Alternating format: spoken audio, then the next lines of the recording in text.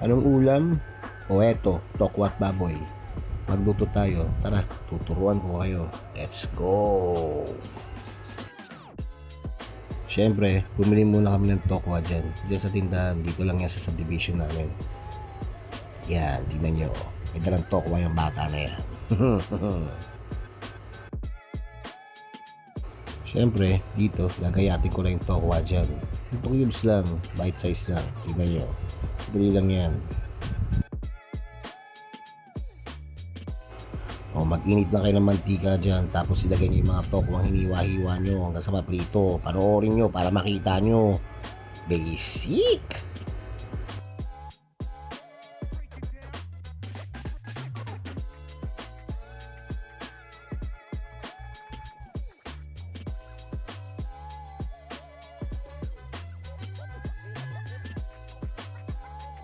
Bawang, sibuyas, kailangan natin yan. Tag-isa lang, tatatarin lang natin yan.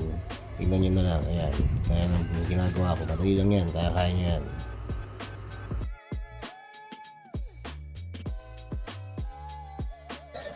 Ang gamit kong part ng baboy dito, liempo. Ayan, gayatin nyo lang din, parang yung pang minuto at maliliit lang. Ayan, tingnan nyo, para alam nyo.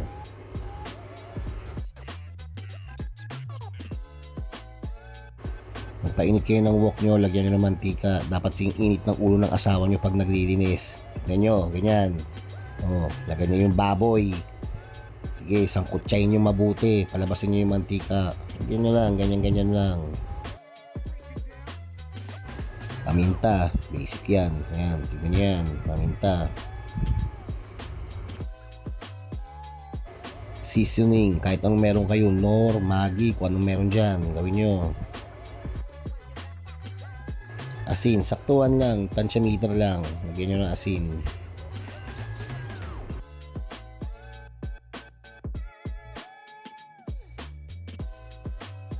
Nakaluto. Santayin yung medyo lumabas yung mantika niyan. Ayan, tignan nyo. So, saan nyo ilagay yung bawang, sibuyas. Lalagay ko dapat kung mauna yung bawang dyan kaso pumutok yan. Natamaan ako ng mantika, masakit kaya sinabay ko na. Ayan o, o yun, pumutok. Ayan. Nilagay ko na uli yung sibuyas. Sakit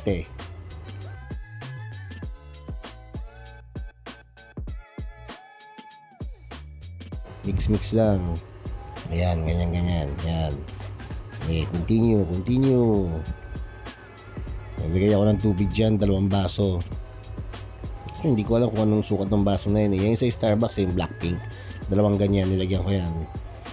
2 baso kasi palalambutin natin yung pork para manot yung lasa. Kapag konti na lang kasi yung sabaw niyan, manonot yung lasa niyan Ayan, black beans, naglagay din ako niyan. Tinanggal ko yung ano niyan binakasabaw, sinala ko.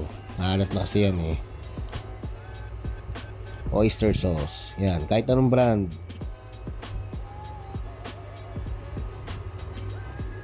Halo lang, toyo. Yan, lagyan nyo. Lagyan nyo na lagyan para magkatoyo din yan. Yan, asukal nga pala yan. Konti lang yung natira kaya yan ang nilagay ko. White sugar, brown sugar, white sugar, kahit ano, pwede yan. At tapos kung natuyo na, ilagay nyo yung tokwa. Patayin nyo muna yung apoy, ilagay nyo yung tokwa para hindi maluto. Luto na pala yan. Parang tanga lang yun O, yan na. Finished product. Takain!